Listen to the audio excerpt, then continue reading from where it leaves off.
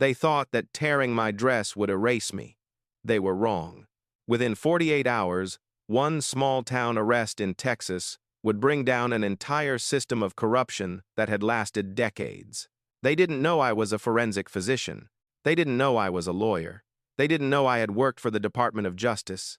And they certainly didn't know that I had been preparing for this moment for the past 8 years. This is not a story about a torn dress. This is a story about a system being exposed, and I will not stop until every person involved pays the price. It happened in broad daylight. Sunday afternoon, Riverside Plaza Art Festival was alive with color, sound, and the sweet smell of caramel popcorn drifting through the Texas heat. Families strolled past booths of oil paintings and handmade ceramics. A jazz band played soft saxophone under the oak trees. Children clutched animal-shaped balloons, their laughter mixing with the music. There was nothing unusual about the day, until the moment a scream cut through the calm like a blade. "Get your hands off me!" People turned just in time to see 2 police officers tackling a black woman to the marble plaza pavement, right between an acrylic painting booth and a handmade jewelry stand. Her canvas tote burst open. Art books scattered across the ground. And then it happened. In the struggle, her dress tore. Badly. A long rip exposed her thigh and underwear. The sound of fabric ripping echoed across the plaza. Gasps shot through the crowd. An artist dropped her palette. A woman screamed. A 5-year-old girl started crying in fear. The guitarist stopped playing mid-note. The woman's name was Dr. Maya Thornton. 36 years old. Skin the color of deep cocoa. A cobalt blue silk dress, now torn from thigh to waist. Barefoot, her leather sandals flung 10 feet away when she was thrown down. Her natural coiled hair, twisted into an elegant updo, had come loose. But her voice, even under pressure, didn't crack. "You're making a terrible mistake," she said through gritted teeth. "I have a receipt. That bracelet was a gift for my niece." "Turn around," one of the officers barked. White, stocky, face redder than the tomatoes at the produce stand behind him. His name tag read, Blackwood, Detective Ryan Blackwood. The other one, leaner, taller, with cold blue eyes that kept darting nervously, was Officer Travis Nash. Phones were already out. At least 7 people were recording. 2 were live streaming on Instagram. Cameras were capturing everything. From the edge of the crowd, a man shouted, "Hey, she didn't do anything wrong." Another voice joined in. "That's Dr. Thornton. She runs the free clinic for the community." A teenager yelled, "Yo, this is racist as hell." But the officers didn't pause. They didn't stop to ask who she was. Blackwood reached into her bag, yanked out a printed receipt, and let it flutter to the ground. Nash snapped handcuffs around her wrists, tightening them more than necessary. Blackwood stepped on a piece of jewelry that had fallen, crushing it under his boot. And still, not once did they stop to verify her identity. But Dr. Maya Thornton wasn't just a community advocate. She was a licensed physician with an MD from Johns Hopkins. She was an attorney with a JD from Yale Law School. She was a former Department of Justice civil rights medical legal investigator who had spent 8 years embedded in police misconduct task forces across the country. Now, she was working undercover for the Justice Reform Alliance, a nonprofit organization that specialized in exposing systemic abuse. And today, she had chosen Riverside Springs, Texas, for a very specific reason. This arrest wasn't just brutal. It was a mistake the Riverside Springs Police Department would never recover from. As they pulled her upright by her arms, her torn dress exposing more than dignity should allow, Maya's eyes swept across the crowd. Several people were frozen in shock, but one teenage girl was holding her phone up, streaming it live. The girl met Maya's gaze for just a second. That was all the confirmation Maya needed. This wouldn't stay buried. Inside the police cruiser, the heat was stifling. The air conditioning had been turned off, deliberately. Blackwood tossed her canvas bag into the front seat and slid behind the wheel. The smell of sweat and plastic filled the cramped space. "You think you can just shoplift jewelry and play the victim card, huh?" he said, his voice dripping with smugness. "Women like you always looking for a lawsuit. Maya said nothing. She sat perfectly still in the back seat, hands cuffed behind her, counting the number of surveillance cameras they passed. Building a mental map, calculating. Nash glanced at her through the rearview mirror. Something flickered across his face. Hesitation, maybe. Recognition? Then it was gone. As the engine roared to life, Maya leaned back slowly, deliberately. Her voice was quiet but carried the weight of steel. "You're going to regret this decision." Blackwood laughed, loud and mocking. Big talk from someone with cuffs on. Maya didn't blink. Her eyes locked onto his reflection in the mirror. "Call your supervisor. Now." "What? You think this is some movie?" "Sit back and shut up." But before he could pull out of the plaza parking lot, a vendor banged hard on the passenger window. It was Roberto, the jewelry seller, his face flushed with urgency. "Officers! She bought that bracelet from me! I know her! I have it on camera!" Blackwood ignored him completely. He hit the gas, and the cruiser sped away. By the time they reached the Riverside Springs Police Department station, 3 video clips of the incident had already gone viral. The first, from a bird's-eye angle above the flower booth, showed Maya struggling, her dress being torn, and Detective Blackwood clearly ignoring the paper receipt on the ground. Timestamp: 4:23 p.m.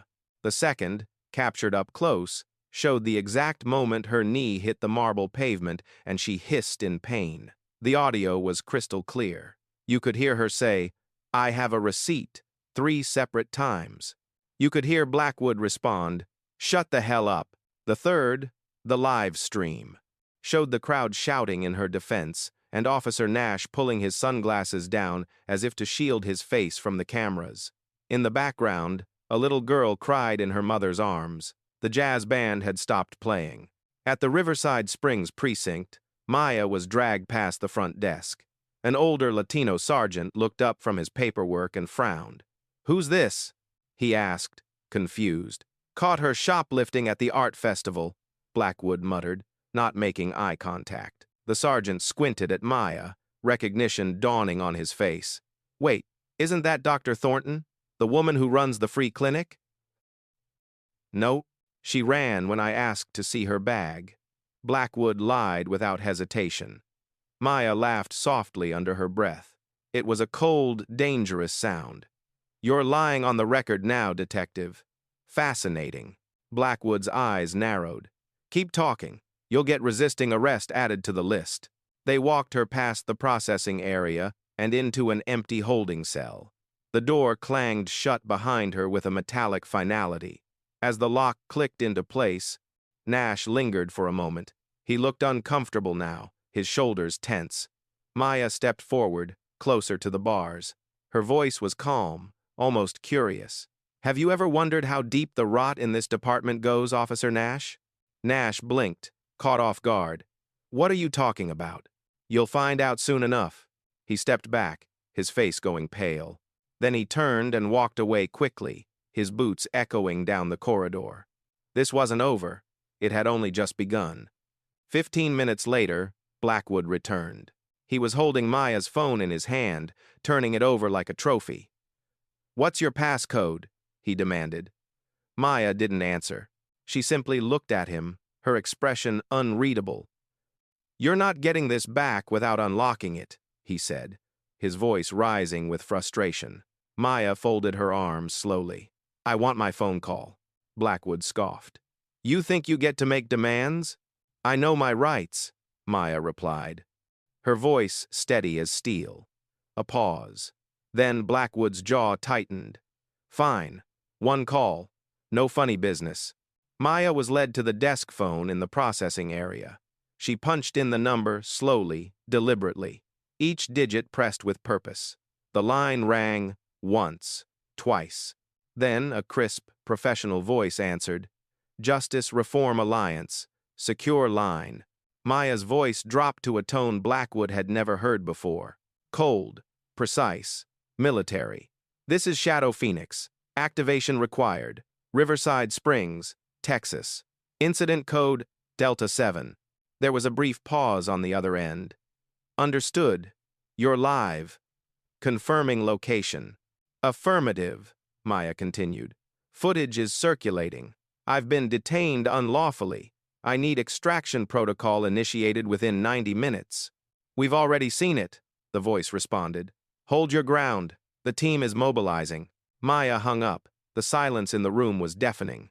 Blackwood stood frozen, his face going pale. His hand gripped the edge of the desk. What the hell was that? He asked, his voice barely above a whisper.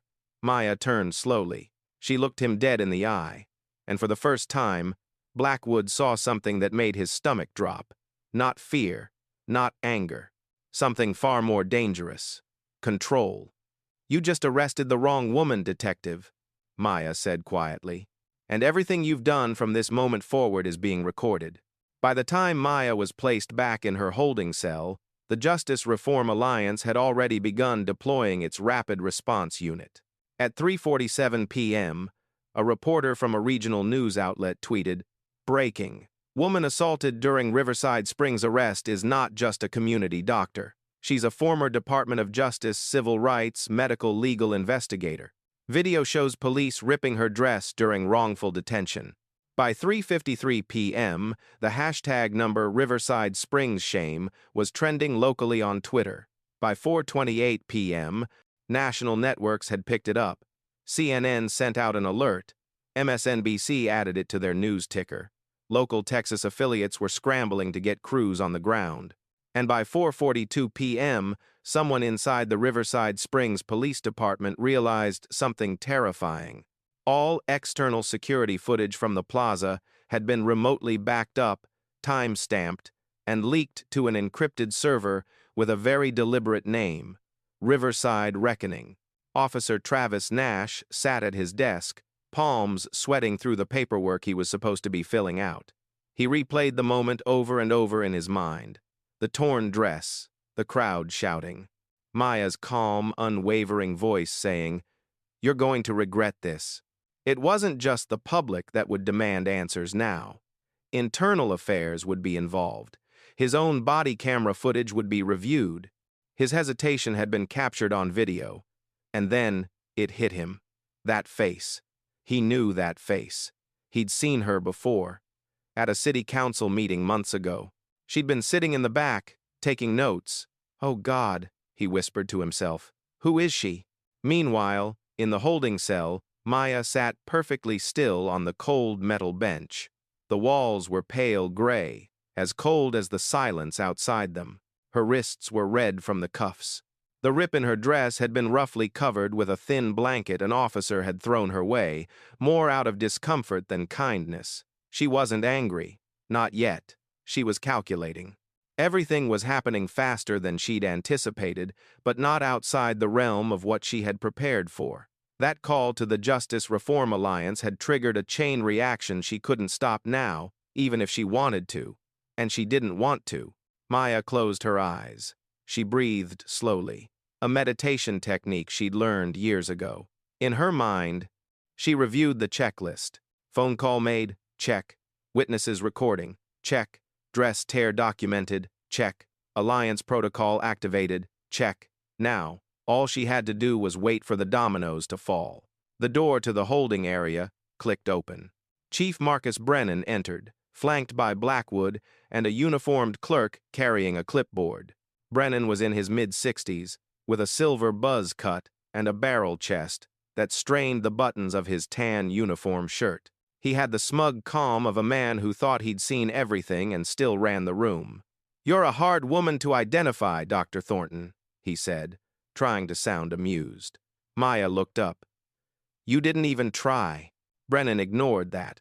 "We're working on clearing up what happened this afternoon. Tempers run hot. Emotions get misunderstood. Maybe there was a little roughness. Maybe there was a misunderstanding." "My receipt misunderstood something?" Maya replied, her voice razor-sharp. "Or was it the part where Detective Blackwood ripped my dress in front of children?" Blackwood's jaw clenched, but Brennan raised a hand to silence him. "You're not being charged with anything," Brennan said. "You'll be released shortly." Maya's voice remained even, controlled. "I'll walk out of here, Chief, but not quietly. And when I do, I want every file involving Detective Blackwood and Officer Nash. Internal complaints, civilian reports, body cam logs. I want them before sunset." Brennan chuckled, but the sound didn't reach his eyes. "You think you're in a position to demand anything?" Maya stood slowly, drawing herself to her full height. She looked directly at Brennan, unflinching. "You're not stupid, Chief Brennan. You've seen the footage. You know what's coming." Brennan's smile faded. He turned toward the door and muttered under his breath, "Get her out of here." Maya was released with no charges at 2:58 p.m. No apology, no explanation. Just a cold, bureaucratic exit. Outside, the town looked different. Not visibly, but perceptibly. As she walked through the station's glass doors, heads turned. A woman across the street held her phone up, clearly filming. A young man leaned against a mailbox, whispering something into his headset. A teenager raised her fist in a silent power salute. Maya crossed the street, her canvas tote now zipped, her stride composed, and slipped into a dark gray Honda Pilot waiting at the curb. Inside sat Eli Santos, a man in his late 30s, lean and sharp-eyed, with close-cropped black hair and a DOJ badge tucked discreetly inside his jacket pocket. "Hell of a way to resurface," he said, not looking at her. His eyes stayed on the rearview mirror. "I didn't plan for the dress tier," Maya replied dryly. "But the art festival? That was the perfect pressure point." He pulled away from the station without another word. They drove in silence for 2 blocks. Then Maya spoke. "You got my file?" Eli handed her a thick manila folder. Inside were complaints dating back 9 years. 12 separate reports of excessive force tied to Detective Blackwood. 6 involving Officer Nash. All quietly closed. The signatures of internal reviewers repeated across each dismissal, like a pattern drawn in invisible ink. Maya flipped through them with clinical precision, her lawyer's brain analyzing every detail, her physician's eye noting the injury descriptions. "What about the surveillance archives?" she asked. "Wiped within 90 minutes, Eli said. "But we got 4 full backups. Plaza vendors, nearby shops. Your team was fast." Maya nodded. "We anticipated pushback." Eli glanced sideways at her. "You still sure about staying embedded?" Her eyes locked onto his, unflinching. "You think exposing them from the outside would have worked? These people bury paper trails like they bury lives. You can't fight rot from the sidewalk. You have to crawl inside it." He didn't argue. They arrived at a low-budget motel on the outskirts of town. The Sunset Inn. Room 218. Sparse but strategically positioned. Rear exit through a utility corridor. Blocked camera sightline from the parking lot. Backup satellite routers hidden under the bed.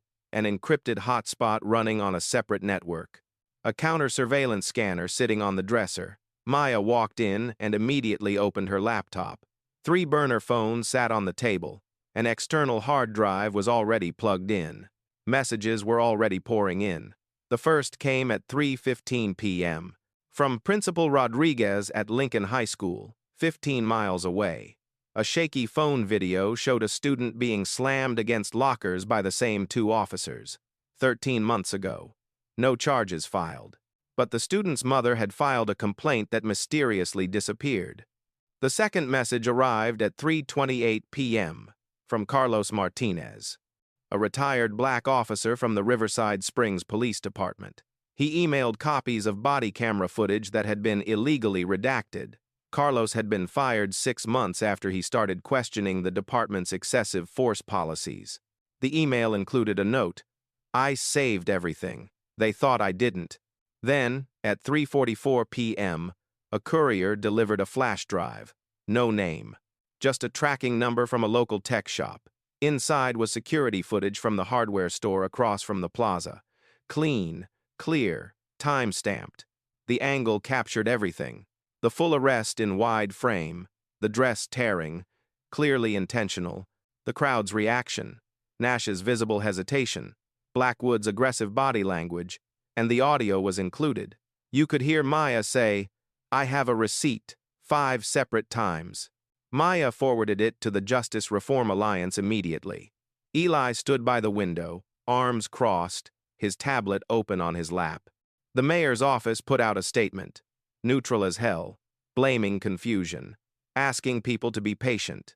Maya kept typing, her fingers moving rapidly across the keyboard. They're trying to contain the blowback. What's the plan now? Eli asked. We push, she said. Fast, loud, relentless.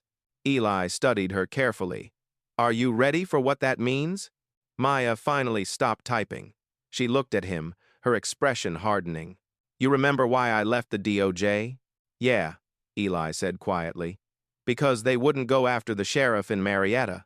Maya nodded. I gave them everything, testimonies, leaked cam footage, names, and they still buried it. Said it wasn't politically viable. She paused, her voice dropping to something colder. I'm not waiting for permission anymore. A silence passed between them. Then Eli pulled up a document on his tablet and handed it to her. At first, it looked like budget spreadsheets, but the column headers were strange. Contractor IDs, legal buffer teams, communication intercepts, pattern analysis fees. Maya's eyes narrowed. What is this? A private surveillance firm contracted by the Riverside PD, Eli said. Started 4 months ago. Code name, Sentinel Watch Systems. He scrolled down. That break-in attempt at your Austin apartment, that was them. Maya's stomach turned cold. She clenched her jaw. They've already started covering their trail. Worse, Eli said. They're watching you, right now. Maya looked at the mirror on the wall. Then at the overhead smoke detector. It was standard issue, but her instincts screamed otherwise. She stood and ripped it down from the ceiling. Inside, a small listening device blinked red. Eli didn't say a word. Maya sat back down, her breath slow and even. Her voice was lower now, more deliberate. They're scared.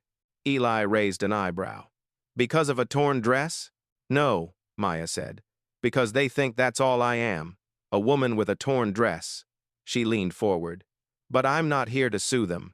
I'm here to dismantle them. Eli exhaled. Then we start tonight? Not yet, Maya said. Why? She turned the laptop toward him. The teenage girl from the plaza, the one who had live-streamed the video, had posted an update, a new clip, not of the arrest itself, but of what happened afterward. In the parking lot behind the plaza, the footage was shaky, but the audio was clear. Blackwood and Nash, standing by their patrol car, laughing. You see the way that fabric tore? Blackwood said. Bet she's never been that exposed in her life. Nash's voice was quieter. You think she's undercover? I think she's another loudmouth with a victim complex, Blackwood replied. We'll be fine. Then a third voice, unfamiliar, entered the frame. Unless she's connected. You saw that call she made. Blackwood paused. Nash replied, could be someone important. The camera shook. The girl had been hiding behind a car. Eli looked at Maya. This clip changes everything. Maya smiled. Small, dangerous. No, she said. This clip confirms everything. The first official demand for a full investigation landed in Mayor Ellen Whitmore's inbox at 9:34 p.m. By 10:17 p.m., the hashtag number Justice for Maya was trending nationwide. Inside the dark motel room, Dr. Maya Thornton opened a new document. She labeled it Redacted Files Master Log. She titled the first section Riverside Springs, Beginning of the End. And then she began to type, because now the war had truly begun. PHN 5, Phong Trao Kung Dong, 18/9/27-6, Sang Hom Sao, 7 a.m. Moi Radio. Viral video, unlawful arrest. Former DOJ coffee shops, The Thumb, high schoolers share video, Church Co. questions Roberto's crucial video. 7:58 a.m. Jewelry vendor Guri footage. Frame by frame. Blackwood, Yanks, fabric. Pasted. BW. The following morning, Riverside Springs didn't wake up. It flinched. By 7 a.m. Every local radio station was repeating the same phrases like a mantra. Viral video. Unlawful arrest.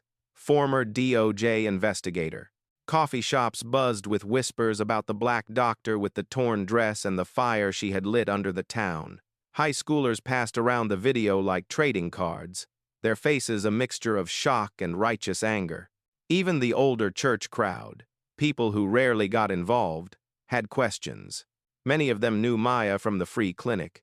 They'd seen her gentleness, her professionalism, and now they'd seen something else. At 7:58 a.m., Maya's burner phone lit up with a message. Subject line, urgent. From Roberto Jimenez, the jewelry vendor. Maya sat at her motel desk in gym shorts and a tank top, her hair wrapped in a silk scarf, eyes locked on the screen. She tapped play. The video began with a view from Roberto's jewelry stall, angled toward the plaza walkway. It showed clearly what the other videos had only partially captured. Detective Blackwood walking behind Maya, saying something inaudible, then grabbing her shoulder. Maya turning, startled. Nash moving in. The scuffle begins. But here, with this camera's sharp angle and slow-motion capability, the moment played out frame by frame. Undeniably deliberate. Not incidental, not accidental. Blackwood yanked the fabric downward with full force, his hand gripping and pulling in one violent motion. Maya paused the video. There it was. Evidence of assault. No ambiguity. No room for interpretation. She picked up the phone and called Roberto. The line clicked. "You're brave for sending this," she said. Roberto's voice was quiet, nervous, tinged with the accent of someone who'd spent their whole life balancing between two worlds. "I debated all night. My wife said not to. She was scared. But my daughter saw it happen. She came to me crying. She said, 'Papi, if that was me, would you stay quiet?'" He paused. "So no, I can't stay quiet. I'm going to protect you," Maya said. "I promise that. There's more," Roberto added, his voice dropping. "After the market, Blackwood and Nash, they stopped by my stall. They asked if my camera was working. I lied, told them it was broken." Maya stiffened. "Did they touch anything?" They looked around. Didn't find the recorder. "It's hidden under the jewelry display case. They never thought to look there." "Good," Maya said. "Send the raw files to this encrypted address." She gave him the Justice Reform Alliance drop link. "And, Roberto, you did the right thing." Less than an hour later, her second burner phone buzzed. Another video, this time from a girl named Tasha Martinez, 16 years old, sophomore at Lincoln High School. The footage was shaky but captured up close. More importantly, it caught something the other videos hadn't. Officer Nash's expression as Blackwood yanked the dress. His jaw tightened. His eyes darted away. His posture retreated, as if his body instinctively knew what his mind was trying to deny. Tasha had captioned it online. "He didn't want to be part of it. Look at his face. Something's not right." Maya leaned forward, studying Nash's face frame by frame.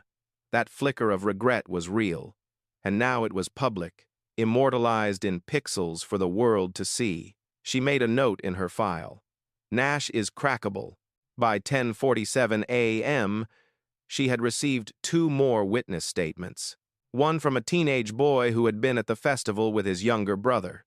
The 8-year-old had asked him, "Why did the police hurt that lady?" He couldn't find the words to explain it to a child.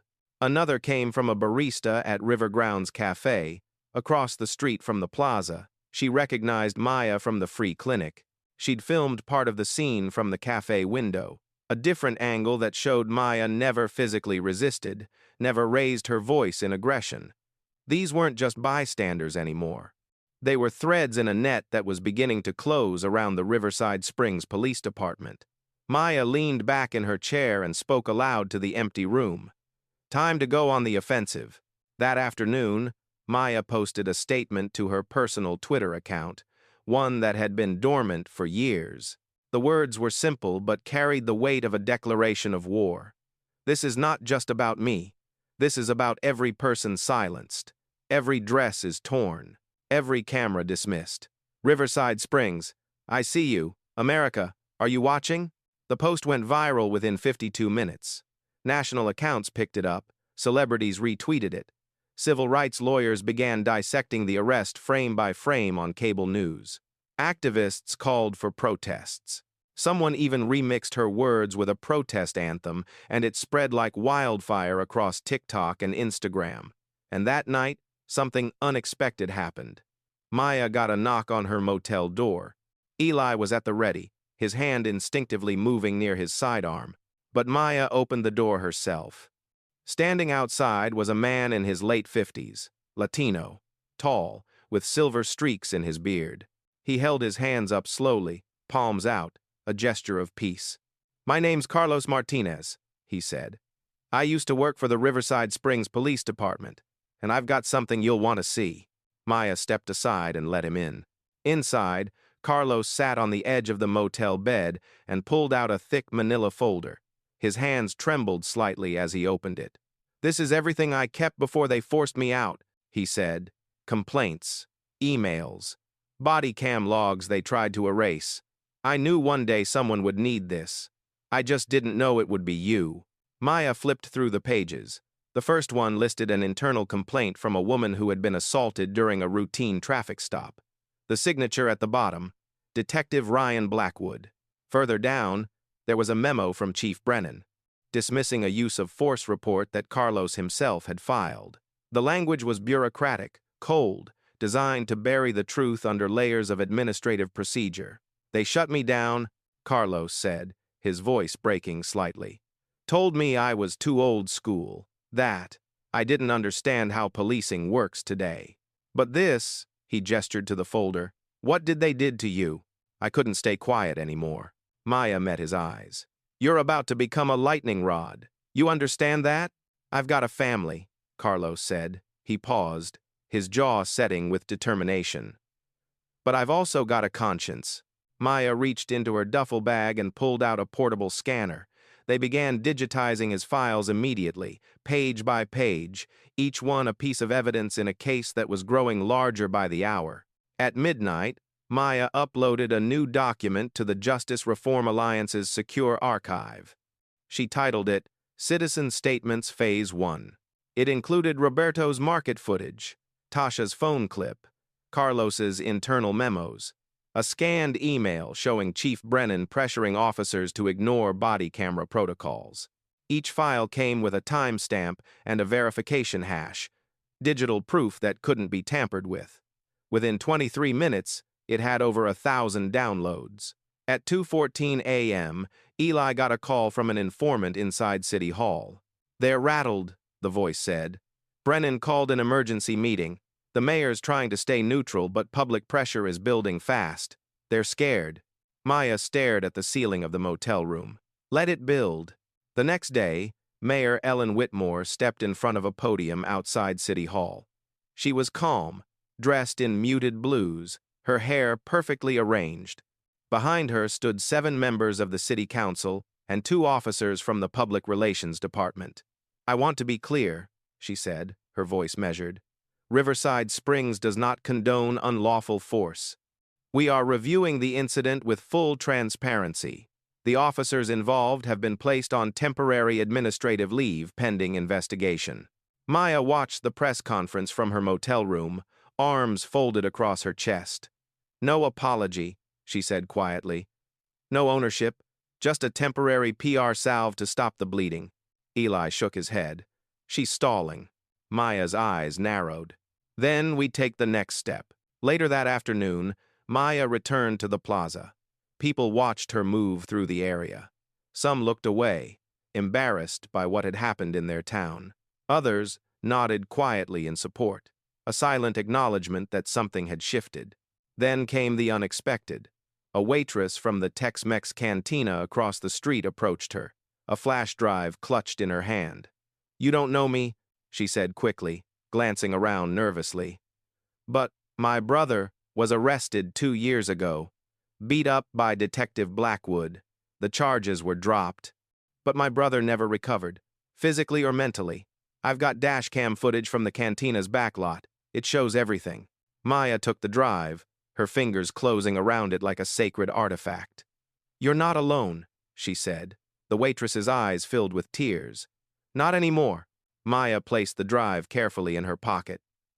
You just helped burn down a wall, she said softly, brick by brick. And somewhere far away, in a suburban home just outside Houston, a high school girl opened her phone and clicked on Maya's latest post. She watched the videos. She read the testimonials. Then she typed out a message, "I'm going to law school because of her." And she hit send.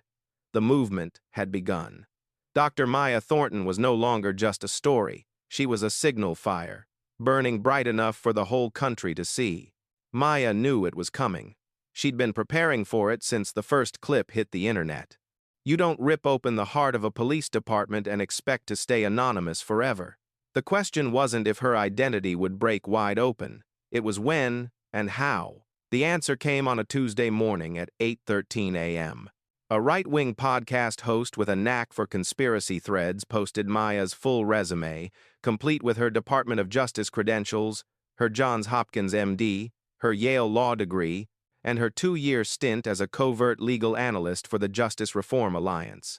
Within 30 minutes, her motel was surrounded by press vans.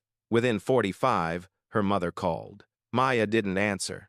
By 9 a.m., her face was on 3 cable news networks, 2 national headlines, and the front page of the Riverside Gazette. They dubbed her the torn dress doctor.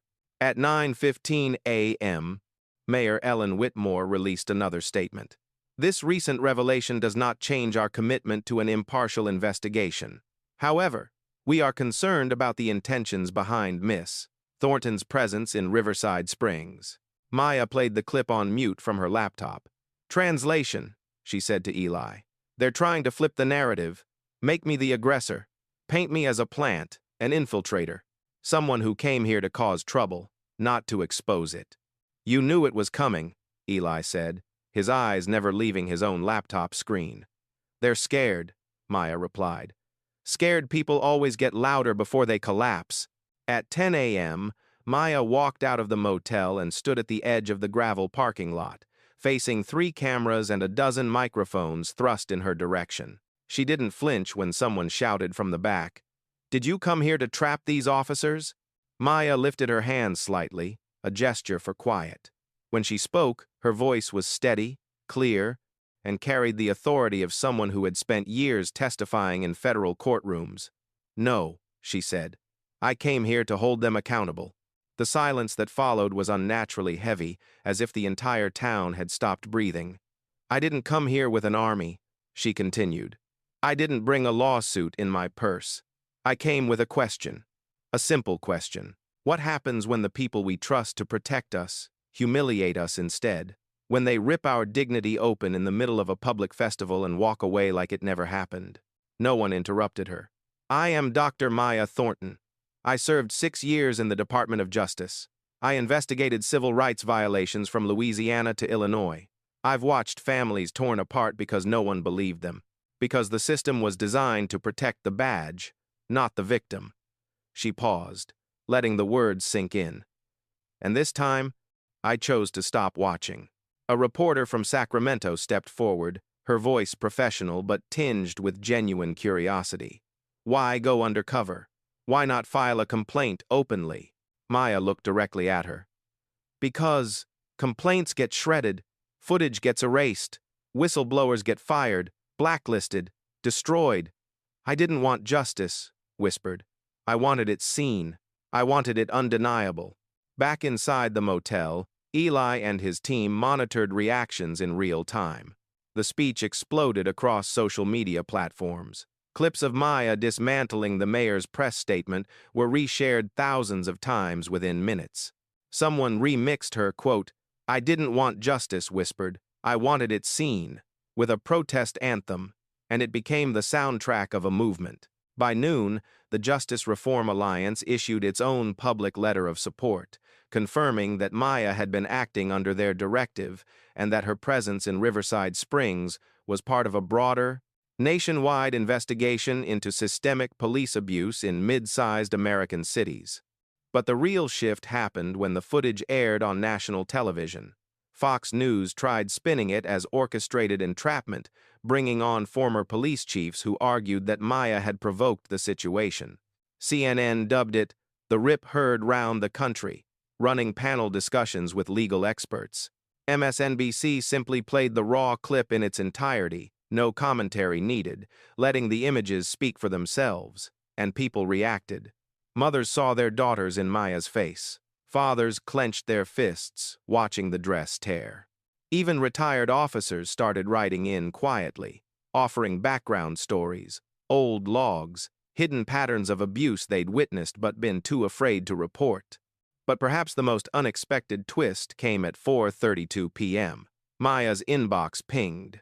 An anonymous email scrambled through 2 Russian servers. Attached was a 5-second voice note. The voice was low, digitally distorted to mask identity. I work inside the Riverside Springs Police Department. I can't speak openly. But you're right. It goes higher than Brennan. Much higher. Attached was a second file. A body cam snippet that had never been officially released. In it, Chief Marcus Brennan stood beside Detective Blackwood in a hallway 2 hours after Maya's arrest. The camera was still rolling, but Brennan didn't realize it. His voice was clear, cold, calculated. "Rip her credibility before the feds show up," Brennan said. "Paint her as unstable. That's the play. We control the narrative, or we lose everything." Maya froze, staring at the screen. Her hands went still on the keyboard. Eli looked up from his laptop. "That's a nuclear weapon." Maya's voice was barely above a whisper. "We go public tonight." At 7 p.m. sharp, the Justice Reform Alliance's media wing dropped a coordinated campaign across Twitter, YouTube, and their official website. The video was titled, "The Plan to Silence Dr. Maya Thornton." It included the body cam, quote, clips from Maya's press conference, footage of the torn dress in devastating slow motion, and an emotional montage of citizens across the country saying her name like it meant something, like it stood for something larger than one woman, one arrest, one town. Maya watched it from her motel bed, shoes still on, knees pulled to her chest. She didn't cry. She didn't smile. She whispered one word into the darkness. Finally, the air in Riverside Springs had changed. It wasn't just heavy with tension anymore. It was electric, charged, like a thunderstorm, waiting to crash down on everything below. The video leak of Chief Brennan's voice had triggered a nationwide outcry. Overnight, local protests turned into coordinated demonstrations across multiple cities. The phrase, "Rip her credibility," was being printed on cardboard signs, but not in support of Brennan. It was being used as irony, as a rallying cry against the corruption Maya had exposed. Inside room 218 at the Sunset Inn, Maya stood in front of a whiteboard, the motel lights flickering slightly overhead. Red string and bullet points covered the surface like a crime drama come to life. But this wasn't fiction. Every name was real. Every connection traced back to the same rotting root, the Riverside Springs Police Department. "Brennan's just the tip," Maya said, her voice low. "This thing runs deeper. We're not dealing with just rogue cops. We're looking at an ecosystem." Eli, seated across the room, was thumbing through paper copies of campaign donations and building contracts. "Guess who owns half the city's surveillance gear?" he said, tossing a packet onto the table. "Sentinel Watch Systems," Maya answered, already knowing. "Private contractors," Eli muttered. "2 of them used to work for the Department of Homeland Security. They're embedded with city departments across Texas. Their job was supposed to be traffic analytics and crowd monitoring, except they've also been logging personal data and sharing it." "Sharing it with who?" Maya asked, though she already suspected the answer. Eli pointed to a name scribbled across the bottom of the whiteboard. "Judge Lawrence Steele." Maya's stomach twisted. She remembered Steele from her DOJ years. Cold, clinical, always smiling when signing denials, as if the suffering of others was just paperwork to him. "Steele's been rubber-stamping search warrants for Riverside PD's questionable arrests for years," Eli said, "and Sentinel's been feeding him profiles. They're targeting people preemptively. Anyone with a record, anyone who speaks out, anyone who questions authority." Maya crossed her arms. "Predictive policing. Abusive policing." Eli snapped. The case was no longer just about her arrest. It was about a city where judges, officers, and tech firms had created a surveillance loop that devoured justice before it could ever take root. At 1:17 p.m., Maya received an anonymous tip. A nurse from the local hospital who had been working the ER shift the day of Maya's arrest had overheard Blackwood and Nash laughing in the break room. She agreed to meet in the back alley behind the hospital, near the dumpsters. Maya and Eli arrived just after sunset. The nurse was young, black, wearing scrubs with a hoodie thrown over them for warmth and anonymity. "My name stays off the record," she said immediately, her voice shaking. "Of course," Maya replied. "They were laughing," the nurse said, her eyes filling with tears. Detective Blackwood said, "You see the way that fabric tore? Bet she's never been that exposed in her life." And Nash said she had that look, the kind that says she thought she was untouchable. They didn't even care, like it was a joke to them. Maya's hands clenched involuntarily at her sides. Did they say anything else? The nurse hesitated, then nodded. They said someone upstairs told them to play it loud, to provoke a reaction, like they were trying to bait you. Maya's heart dropped. They wanted me to fight back. Eli nodded grimly. They wanted you angry. That would have justified escalation. More charges, more violence. They were setting a trap. Back at the motel, Maya uploaded the nurse's testimony to the Justice Reform Alliance's cloud archive. A few hours later, she got another message. This one from someone she hadn't heard from in years. James Ryland, a former federal clerk, now a whistleblower living in exile from his own career. He'd been watching her case unfold from afar. The email was simple. "I have something. It's a ruling Judge Steele buried 2 years ago. It proves he suppressed evidence in 3 brutality cases. You want it?" Maya called him immediately. "How fast can you get it to me?" "It's already on its way." At 3:44 a.m., a courier delivered a manila envelope to her motel room door. Inside were copies of internal memos showing Judge Steele striking civilian complaints from public records under the excuse of non-substantive cause. 3 of them referenced Detective Blackwood. 2 were accompanied by payouts from a legal fund linked to the city's risk management office. A cover-up fund. Hush money dressed up as legal settlements. Maya stared at the documents like they were X-rays of a tumor she'd always suspected was there but had never been able to see clearly until now. Eli broke the silence. "This is enough to trigger a federal review." "No," Maya said quietly. "It's enough to burn down their firewall." She drafted a new report that night, working until dawn. She titled it, "The Riverside Nexus." It outlined every player, every buried file, every silenced voice. She embedded QR codes that linked directly to witness videos, redacted memos, audio recordings from the hospital, and receipts of hush payments buried deep in public budgets. And then she sent it to 5 national newsrooms. At 10:09 a.m., the first article dropped. By noon, a U.S. senator had called for a full Department of Justice audit of Riverside Springs. Chief Brennan issued a statement denying wrongdoing. Sentinel Watch Systems denied any involvement.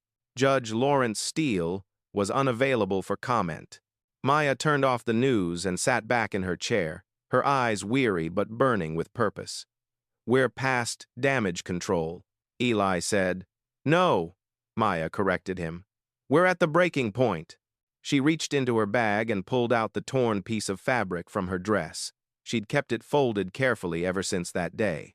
She placed it on the motel desk, smoothing it out gently. "This," she said, her voice barely above a whisper, "is what they'll remember. Not just the system we broke, but the piece they tried to tear away, thinking it meant nothing." She looked up, her eyes meeting Eli's. "And now it means everything." The sun hadn't risen yet when the first resignation letter hit the city's inbox. It was from Officer Travis Nash. Maya read the scanned copy 3 times, almost in disbelief. His signature was shaky. The language was overly formal, stiff, like someone trying too hard to maintain composure. But the meaning was unmistakable. He wasn't just stepping down, he was flipping.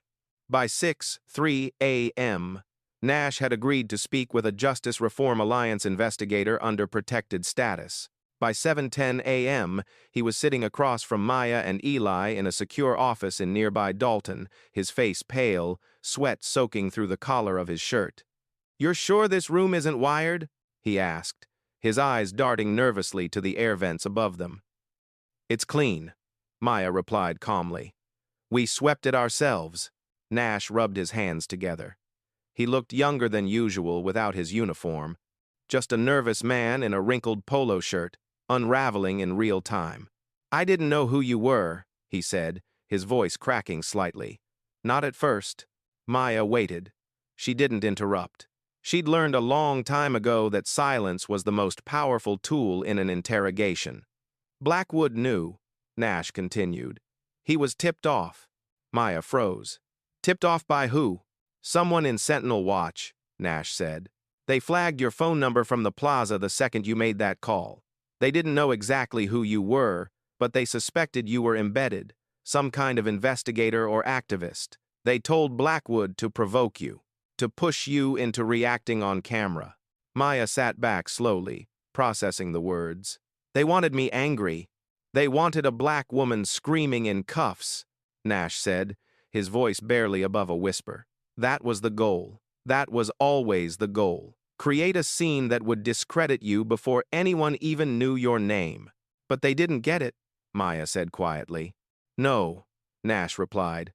"And that's why Blackwood lost it. He kept pushing, kept escalating, but you stayed calm. That drove him crazy. So when the optics were already bad, when he realized you weren't going to give him the reaction he wanted, that's when he ripped your dress. He figured the optics were already terrible, so he might as well humiliate you. Make it so brutal that no one would believe you could still have credibility afterward." Eli leaned forward. "What about Chief Brennan?" Nash hesitated. His hands were trembling now. "He didn't just cover it up. He orchestrated the whole thing. He's been doing it for years, using Sentinel to dig up dirt on critics, planting fear throughout the department. If any of us questioned anything, we got reassigned to the worst shifts. Or worse, we got flagged for internal review. Careers destroyed. Families threatened. Whoever." Maya's voice was steady, but her eyes were fire. "Are you willing to testify to all of this?" Nash looked away, staring at the table. "If I don't, I'll be next. And I don't mean in court. I mean they'll bury me. Literally or figuratively, I don't know. But I'll disappear." "We'll protect you," Maya said softly. "You can't guarantee that." "No," she admitted. "But I can guarantee that if you don't speak up, someone else will get dragged through what I did. Or worse." Nash nodded slowly. Then he reached into his bag and pulled out a flash drive, placing it carefully on the table between them. "Everything I saved," he said. "Body cam copies, Sentinel meeting logs, internal memos. Brennan told us to delete. It's all there." Eli took the drive without a word. 2 hours later, Maya stood before a county judge, petitioning for an emergency injunction to seize the Riverside Springs Police Department's surveillance servers. The evidence Nash had provided was damning enough to push it through. By noon, federal agents were on site at the department headquarters. They moved through the building like surgeons, collecting hard drives and boxes of hastily shredded documents. The sound of a system crumbling echoed through every corridor. Chief Brennan emerged from his office and tried to push past the cameras gathered outside. His face was red, his movements frantic. "No comment at this time," he barked, shoving a microphone away. But the real bombshell came. At 1:12 p.m., Maya's phone buzzed with a breaking news alert.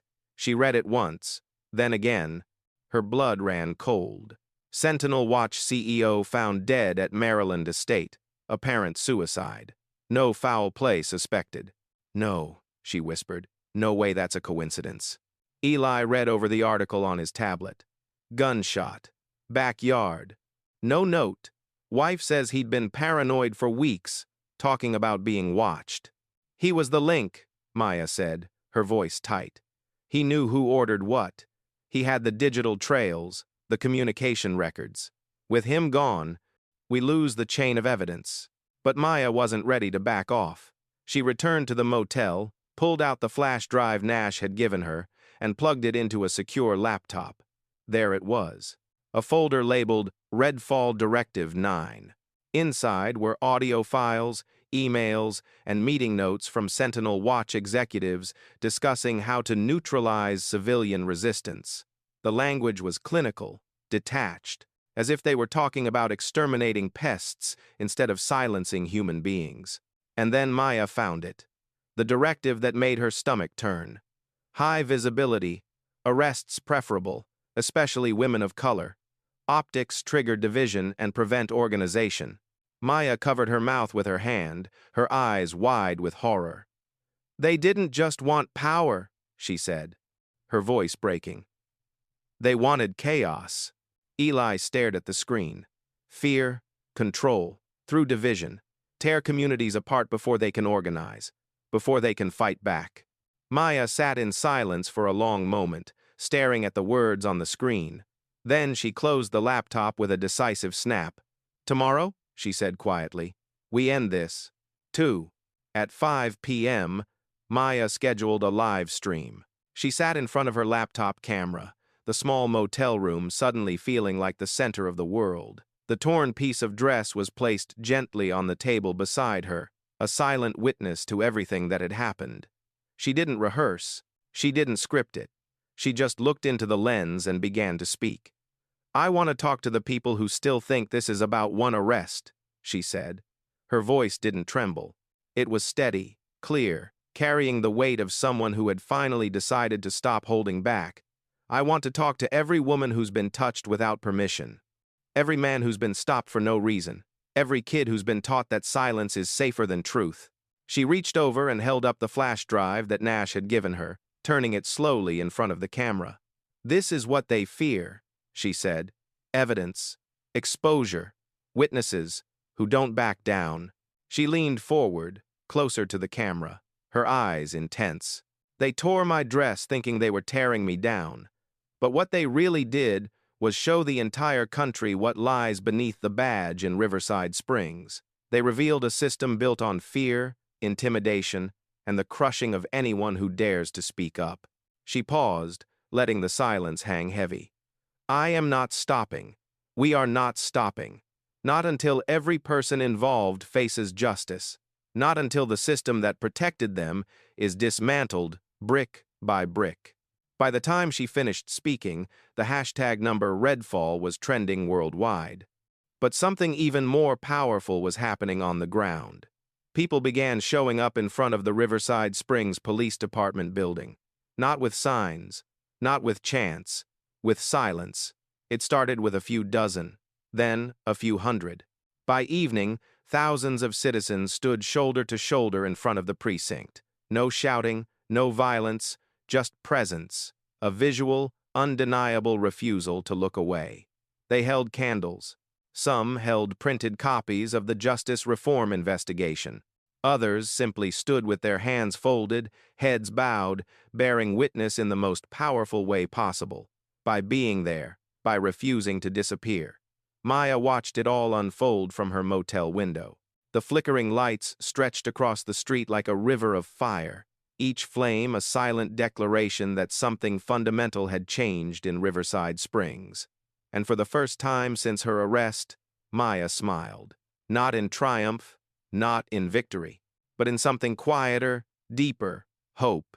The kind of hope that doesn't come from speeches or legislation, but from ordinary people choosing to stand together when it would be easier to walk away. She whispered to herself, her breath fogging the glass. Tomorrow, we end this. Outside, the vigil continued. The candles burned through the night, and the silence spoke louder than any words ever could. The Riverside Springs Police Department had become a fortress under siege. Federal vehicles were now parked where patrol cars once sat. Uniformed officers had been replaced by agents in dark suits carrying boxes of evidence. Chief Brennan's office door was sealed with yellow crime scene tape. Inside the department, computers were being imaged. Cabinets were being emptied, and every square inch of concrete echoed with the sound of a system crumbling from within. Doctor, Maya Thornton watched it all unfold from across the street, sitting on a low wall in front of the courthouse. She didn't need to speak anymore. The city was doing the talking now. But something didn't sit right. Detective Ryan Blackwood was missing. Since Nash's confession and the server seizures, Blackwood had gone completely silent. His badge had been turned in, but no one had seen him for over 48 hours. No contact, no interviews, no sightings. Even his apartment had been cleared out, as if he'd vanished into thin air. People like him don't run, Eli muttered as he pulled up the last known ping from Blackwood's patrol phone. They double down. They smear. They show up on cable news screaming about their rights. He's gone quiet, and that scares me more than if he'd gone viral. Maya nodded, distracted. Her eyes were fixed on the building. Unless someone took him off the board, Eli frowned. Sentinel? Brennan? Maybe someone higher up the chain? We need to find him, Maya said quietly, before they erase him. Later that evening, a tip came in through the encrypted line. Anonymous source, male voice. No caller ID. He's hiding at his brother's cabin, edge of Redding Lake. You didn't hear it from me. Maya stood up immediately. We're going. Eli grabbed the car keys. You think this is a trap? I think it's the only shot we have before the rest of this gets buried. The drive to Redding Lake was quiet, the woods thick with fog that seemed to swallow the headlights. The cabin stood crooked under tall pine trees, the porch light flickering like a dying heartbeat. No patrols, no sign of life.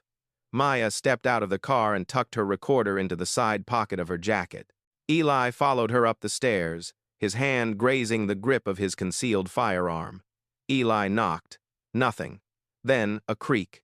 The door opened slowly, and there he was, Detective Ryan Blackwood, unshaven, with bags under his eyes so deep they looked like bruises. He wore a flannel shirt and socks, no shoes.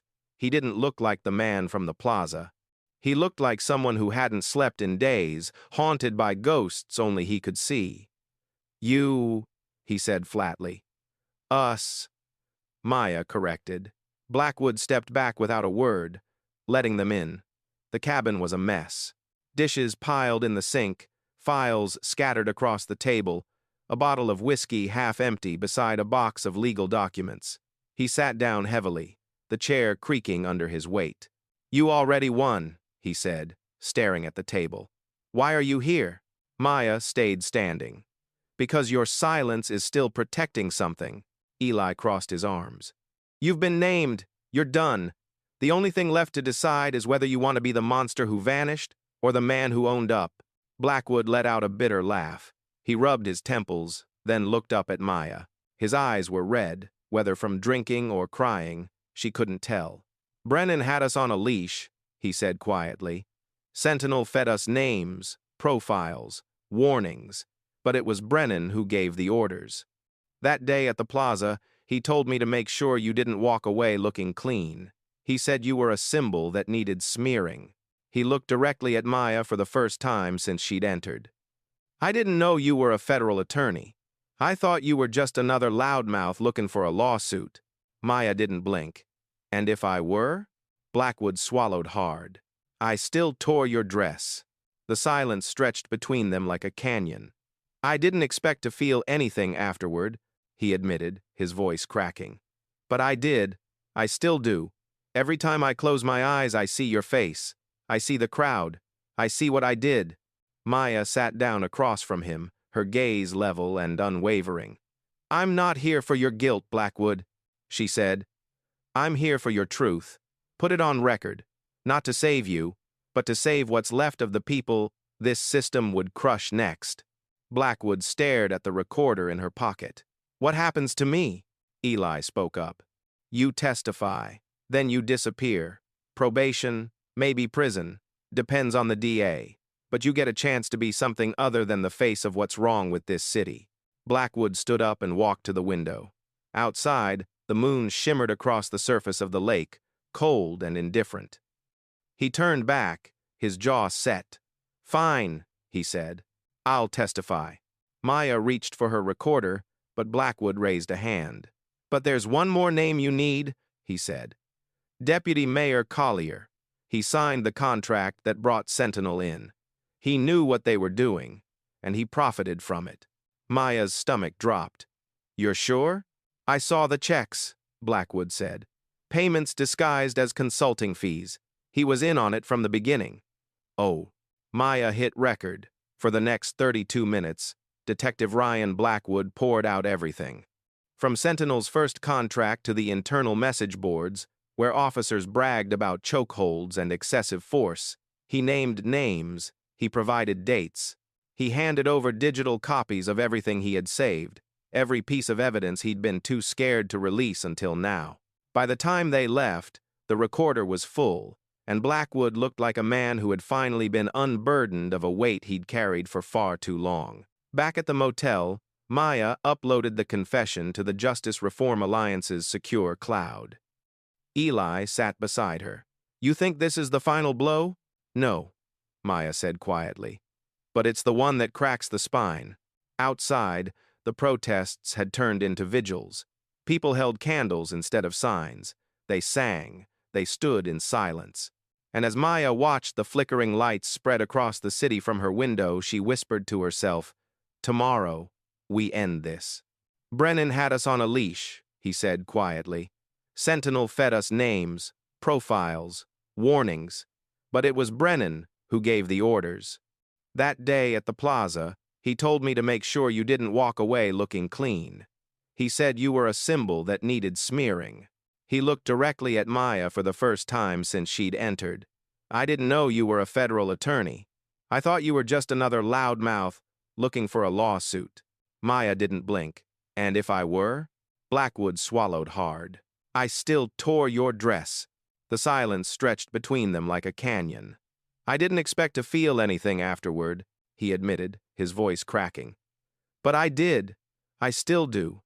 Every time I close my eyes, I see your face. I see the crowd. I see what I did. Maya sat down across from him, her gaze level and unwavering. I'm not here for your guilt, Blackwood, she said. I'm here for your truth. Put it on record.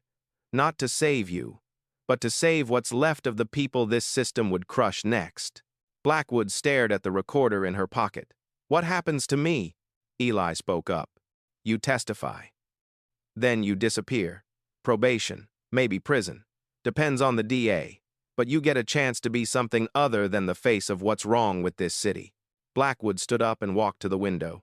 Outside, the moon shimmered across the surface of the lake, cold and indifferent. He turned back, his jaw set. Fine, he said. I'll testify. Maya reached for her recorder, but Blackwood raised a hand. But there's one more name you need, he said. Deputy Mayor Collier. He signed the contract that brought Sentinel in. He knew what they were doing, and he profited from it. Maya's stomach dropped. You're sure? I saw the checks, Blackwood said. Payments disguised as consulting fees. He was in on it from the beginning. Maya hit record. For the next 32 minutes, Detective Ryan Blackwood poured out everything. From Sentinel's first contract to the internal message boards, where officers bragged about chokeholds and excessive force, he named names, he provided dates. He handed over digital copies of everything he had saved, every piece of evidence he'd been too scared to release until now. By the time they left, the recorder was full, and Blackwood looked like a man who had finally been unburdened of a weight he'd carried for far too long. Back at the motel, Maya uploaded the confession to the Justice Reform Alliance's secure cloud. Eli sat beside her. You think this is the final blow? No, Maya said quietly, but it's the one that cracks the spine. Outside, the protests had turned into vigils. People held candles instead of signs. They sang. They stood in silence. And as Maya watched the flickering lights spread across the city from her window, she whispered to herself, Tomorrow, we will end this. The courtroom was packed, not a seat empty, not a phone idle. News crews had taken over the steps outside. Their cameras pointed toward the entrance like weapons.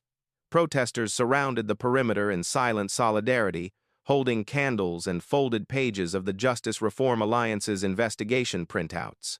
A giant screen in the plaza played the arrest video on loop, the torn dress, the confession, the body cam footage of Chief Brennan. Inside, Dr. Maya Thornton stood steady at the plaintiff's table, dressed in a dark blue suit, her natural curls pinned back in an elegant twist. Her eyes were focused, unblinking, not on the judge, not on the crowd, on the moment. This was it. Across the aisle sat Chief Marcus Brennan, arms folded, jaw clenched so tight it looked like it might shatter. Next to him, Detective Ryan Blackwood, no longer in uniform, wearing a suit 2 sizes too big, looking like he hadn't slept since the cabin.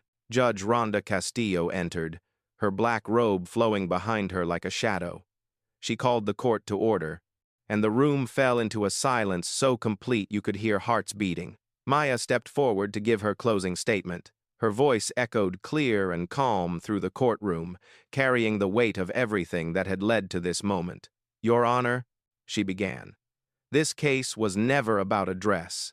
It was about what that dress represented, the casual destruction of dignity, the normalization of violence, the machinery of silence that grinds people down until they believe there's no point in speaking up." She turned slightly, her eyes locking onto Chief Brennan's. Riverside Springs didn't break overnight. It eroded piece by piece, complaint by complaint, buried truth by buried truth. But today, you have the power to halt that erosion, not just with a ruling, with the truth. She turned to face the gallery, the rows of citizens who had come to witness justice, or the lack of it. "My name is Dr. Maya Thornton. I was stripped of my clothing, my name, my presumed humanity in broad daylight. But I am still standing here, not because I had power, not because I had privilege, but because I chose not to be quiet." She paused, letting the words settle into every corner of the room, and because others, brave citizens, former officers, young girls with phones, older men with regrets, chose not to be quiet either. This is not just my story. This is our story. And it ends today. When she finished, the courtroom fell into a silence so profound it felt sacred. Judge Castillo nodded slowly, her hands folded on the bench. "The verdict will be delivered tomorrow morning at 9 a.m. Outside, the crowd didn't leave. They stood together in the dark, candles flickering in the night breeze, phones raised not in protest but in unity. They were bearing witness. They were refusing to walk away. At midnight, a video leaked, footage from Deputy Mayor Collier's office, showing him signing off on Sentinel's original contract, laughing about optics management with a consultant. It wasn't just paperwork anymore. It was personal. It was damning. By sunrise, Deputy Mayor Collier was arrested. The next morning, the courtroom filled again. The air was electric with anticipation. Judge Castillo took her seat and wasted no time. "All charges against Dr. Maya Thornton are hereby formally dropped," she said, her voice carrying absolute authority. "A federal investigation into the Riverside Springs Police Department is hereby authorized and will commence immediately." A murmur rippled through the crowd, but Judge Castillo wasn't finished. "Officers Ryan Blackwood and Marcus Brennan will be referred for criminal prosecution on charges of assault, obstruction of justice, and civil rights violations. Furthermore, this court demands the immediate suspension of all Sentinel Watch Systems contracts across the state, pending a full audit of their operations." A collective gasp rippled across the courtroom like a wave. Maya didn't smile. She simply breathed, long and slow, as if she'd been holding her breath for years and could finally let it go. Later that afternoon, Maya returned to the plaza, the very place where it all began. The booths were back. The people were back. A guitarist played softly under the oak tree. Children ran between stands holding snow cones and sunflowers. But everything had changed. People walked up to her, not for autographs, not to say thank you. They just nodded, a silent acknowledgement, as if they finally understood what silence used to cost, and what speaking up had won. Tasha Martinez approached, the high school girl who had posted the close-up video of Nash's hesitation. She had a shy smile on her face. "You really did it," she whispered. Maya knelt down so they were eye to eye. "No," she said gently. "We did." That night, back in her motel room for the last time, Maya sat in front of her phone and hit record. No notes, no script, just her and the lens. "Riverside Springs will never be the same," she began. "Not because a system broke, but because people refused to let it keep working the way it did." She paused, her eyes steady on the camera. "This isn't just my story. It's yours. It belongs to every person who's ever been told to sit down, shut up, or smile through humiliation." She reached over and lifted the folded piece of torn fabric, the one she'd carried with her since that day. She placed it gently beside her. "They thought ripping my dress would erase me. What it did was uncover them." She paused, and then, for the first time in what felt like forever, she smiled, a real smile. Warm and full of something that looked like peace. If this story meant something to you, if it lit a fire, if it reminded you of someone you love, if it made you feel seen, don't let it stop here. She leaned closer to the camera. Share it. Talk about it. Stand up for the next person before they have to stand up for themselves. Her voice dropped to something quieter but no less powerful. Follow this channel. Join the movement. Because the only thing stronger than fear is a voice that won't shut up. She reached forward and stopped the recording. Outside, the night was quiet. The vigil had ended, the candles had been extinguished, but the light they had cast still lingered, a promise that Riverside Springs and every town like it would never be the same again.